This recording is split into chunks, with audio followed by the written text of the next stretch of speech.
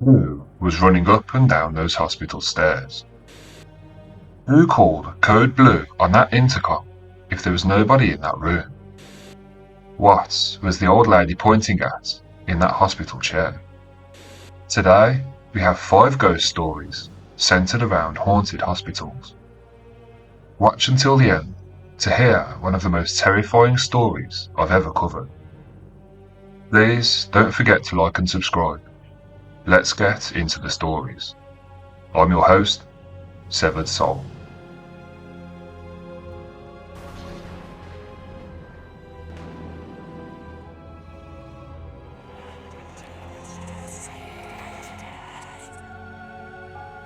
The hospital I used to work at had a paediatric unit that turned into a regular surgical unit. From the time when I was a nursing student, there were rumours of a child that could often be seen wandering around on the staircase. Supposedly, a young patient who had passed away on the unit. When I got a job there, people still talked about it. After a few years, I started working night shifts, and the lights in the hallways were turned off.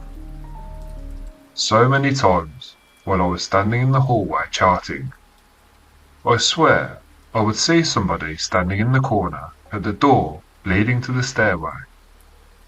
Maybe it was a mind over matter kind of thing, but it was real enough that I ended up getting an eye exam. So I ended up going to get glasses and started charting in the nurses' stations. I found out that nobody would stand alone in the hallways charting at night, because they frequently saw shadows moving around. On 2 separate occasions, I had patients ask me who the kid was in their room. Both times, it was the same room, on the former paediatric unit, closest to that stairwell. It would be between midnight and 2 a.m, and there was no longer a paediatric unit at that hospital, so I had no explanation to give. A couple of times, I personally had encounters whilst on that stairwell. I had to take paperwork to the unit on the floor above if a patient got upgraded. I would hear footsteps running up or down the stairs, and on one occasion I heard someone call my name. It was as clear as day. I ended up taking the stairs all the way up to the roof, just to be sure, and there definitely wasn't anybody there. The doors are really noisy, and I would have heard if anybody had slipped out. I ended up running back down the stairs, and eventually I simply refused to be on the stairs alone. One night, I had to go down to the basement to the lab. I refused to take the stairs, and so I took the elevator. As luck would have it, the elevator got stuck. My phone had no reception, and I ended up having a full-blown anxiety attack. Finally, the door opened at the basement level. I dropped off the specimen at the lab, and on my way back, I had a decision to make. Take the creepy stairs, or risk getting stuck in the elevator again. So, as I'm standing there making this decision, the huge metal door next to me slammed really loud. It was as if somebody had literally ran at that door and body slammed it really hard. That's when I realised. This door was the door to the morgue. I yelled, "Hell no," and ran to the staircase, where I literally fell up the stairs in a panic. I actually injured myself enough that I had to have surgery on my knee. I asked everybody, and they all said that nobody works down there at night time. It's just a place to store bodies. I even went to the security room where they monitor the cameras, and they swore to me that nobody was working down there. Although they did see me freak out and run to the stairs. After a few months, I ended up going back onto day shifts. I just couldn't handle that creepiness anymore.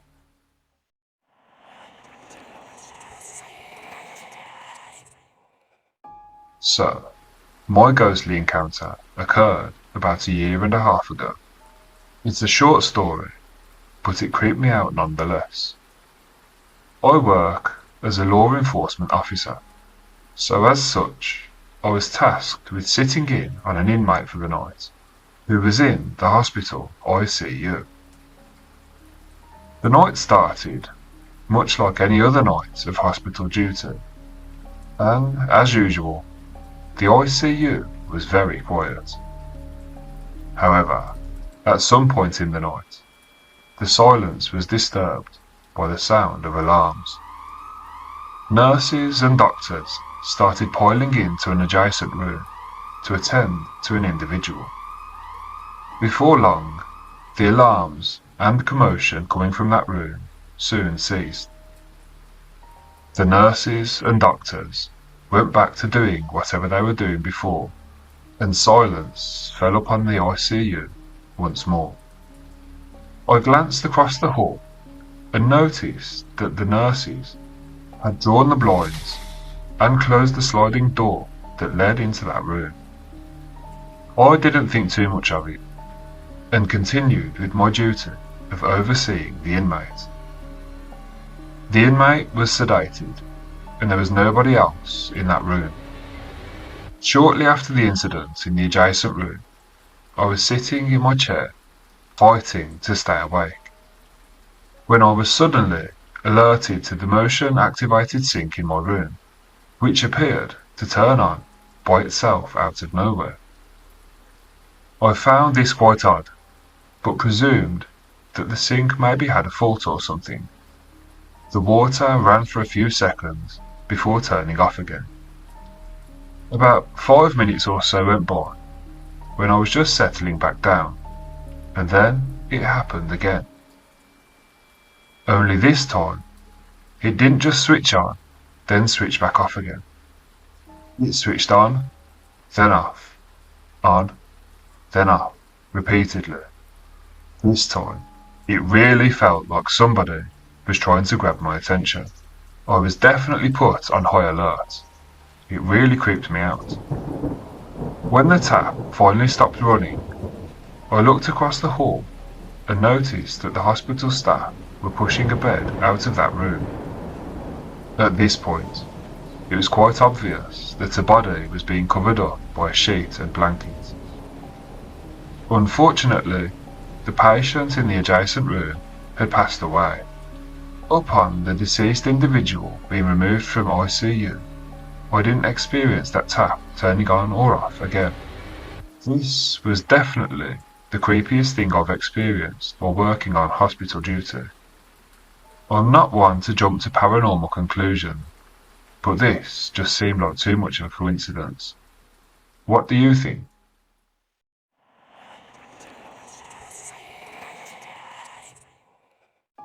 I'm an ER nurse. I'm usually the one from my unit that responds to codes coming from other units. One night, a little after 3 AM, we heard the code come through the intercoms. Code blue, rehab bed 331. Code blue, rehab bed 331. So, we rushed up the stairs. I flew past our house supervisor and she asked, "What room is it?" To which I replied, 331. She asked me to wait and called to the front desk to verify the room. "Are you sure it's not 231? And they responded, "No, it's definitely 331. The board is definitely showing room 331. She had a perplexed look on her face. She requested that security be sent to room 331. She told me that there wasn't anybody in that room. We arrived to the floor and could see the blue light flashing outside that room, but the door was locked. Security opened the door. We walked into an empty room and deactivated the code button on the wall. We all looked at each other, freaked out, but we tried to make a joke about it and headed back to our department. To be honest, We all felt a little chill up our spines, and wondered who or what could possibly have set off that alarm. That very same night, I saw a patient lying in one of my assigned beds out of the corner of my eye. I turned to introduce myself, but to my shock, there was no one there. I went about my night, trying not to pay too much attention to it. At this point, I just tried to ignore it, or pretend it didn't happen. Have you had any experiences in hospitals?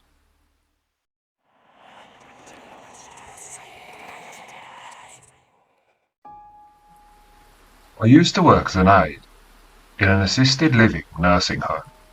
I had this one guy who was sometimes very difficult to work with. He could be quite demanding, and he was a prominent figure in a wealthy part of the community, and he liked to make that known. Having said that, he could also be very kind and funny. He lived in apartment 45, and we'll call him George. Working in assisted living meant that every resident had a pendant that they could pull if ever they needed help.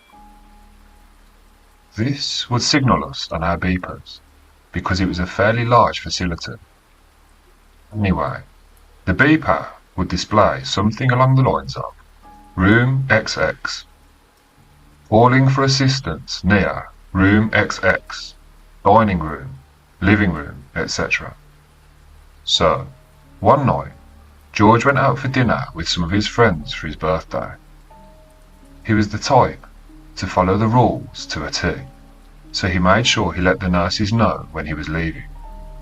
He gathered his evening medicine, signed the resident log with the time he was leaving and where he was going, and said goodbye to the staff on the front desk. It got late, and he hadn't yet returned, yet nobody seemed too concerned. At around 1 a.m, the night shift nurse had to take a PRN pain pill to a lady near the back hall. The aide had called her over her walkie-talkie and said that room 39 needed a PRN pill. But, for some reason, in her words, she decided to take a shortcut across the courtyard. She never usually does this because it's not very well lit out there. There's only one tall street lamp in the courtyard, and a very small amount of light comes from a street light on the outside of the building, and that's all. As she made her way across the courtyard, she noticed George sitting on a swing in the gazebo, and this really startled her.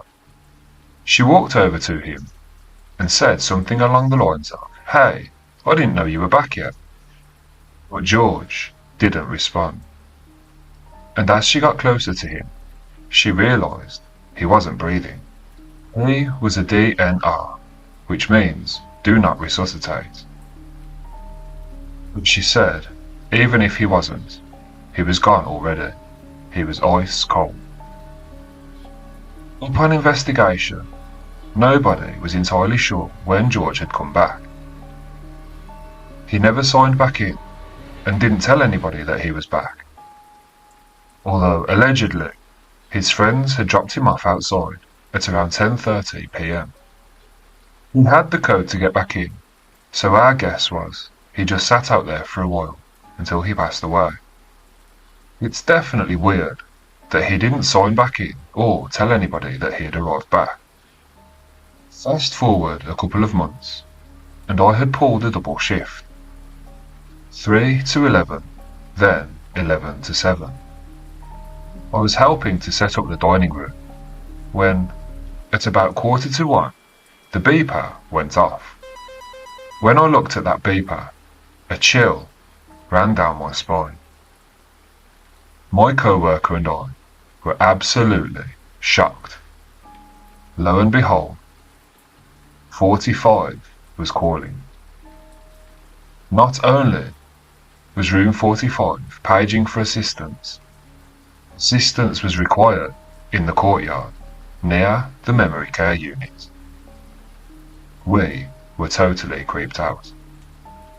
I called over the radio to the other aides and nurses working and asked, "Are you guys seeing this on the pager?" Everybody was getting spooked. The pager continued to go off for the rest of the night. This was because we didn't know where it was to clear the call. We came to find out the pager for room 45 was locked away in a drawer in our supervisor's office with all the other unused pendants.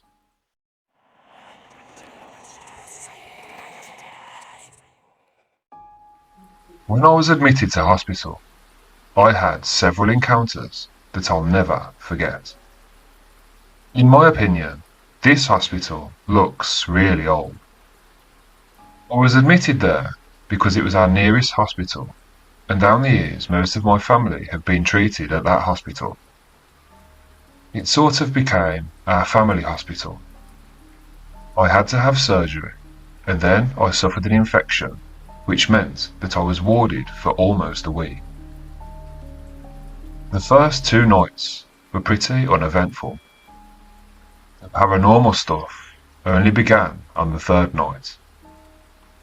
There was an old lady beside me when I was admitted.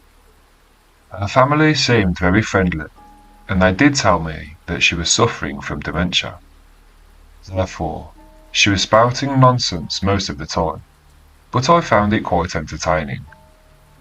She kept mistaking me for her daughter, and often called me by her daughter's name, although she said things that didn't make much sense. However, on the 3rd night, she said something that absolutely scared the shit out of me. She held her frail, shaking hand up in front of her and extended a finger. Pointing across to a bed on the other side of the room, she said, "Rose, ask that lady to stop staring at me. She's scaring me." I turned my head to face the direction she was pointing in. The bed was empty. This sent a chill down my spine. Although I tried to ignore it at first, she started shrieking more often. She kept pointing at that bed, claiming that somebody was staring at her. I called the nurse, and she covered that bed area with a curtain, and it all stopped. The next day, however, the same thing happened. But this time, it creeped me out way more. Instead of pointing to the bed opposite, she pointed to the chair next to me.